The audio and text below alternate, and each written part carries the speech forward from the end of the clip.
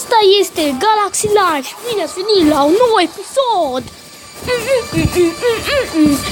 Am strâns un abonat și mă bucur.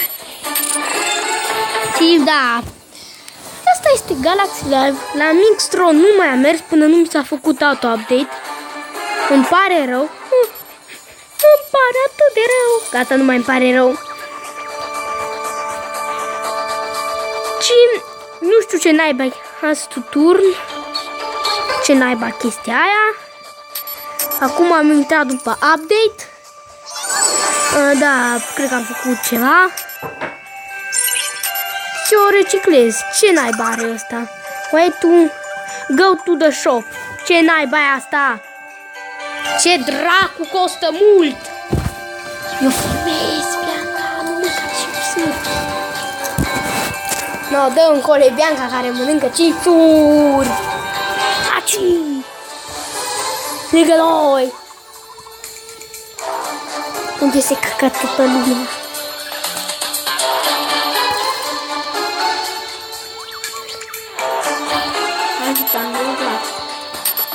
Nu.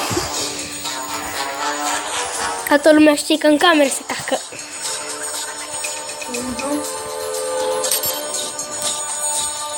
Da, imediat dacă mai găsesc un ciocănar din ăsta, adică un ciocan, gata, nu mai vorbesc curând. Dacă găsesc un ciocan, mai pot crafta un worker și atunci e mai fain. Când nu mai craftez un worker. Ce dracu! Nu, să mă uit. Cred că trebuia să ți-l iei pe ăla Android. Stai, mă lăsa pe ăla. Nu zicea că trebuie să stai pe ăsta. Mă lăsa. Doamne! Da, are probleme și de filmat. Canalul ei o să vi-l las numele în descriere. Ce am primit? Copaci. Colectăm. Și eu vreau să upgradez. Nu vreau chipsuri. Îl facem pe ăsta de level 2. Așa ne pierdem chestii din astea.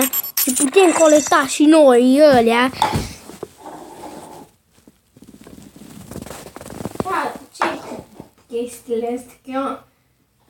Ce chestii? Care au fost paharul tău? Albastru. Și ce au fost în chestia asta? Bă. Acolo a fost cu ăsta.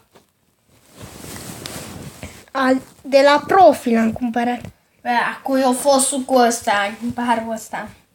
Nu știu, al tău. De ce mi-ai zis un pahar? Ia. Îmi dau pahare. Ai zis că avem Nexty.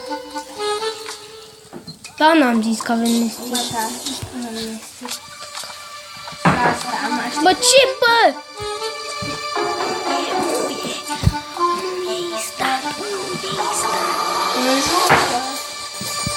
Vezi că îți bagi injecția în mână.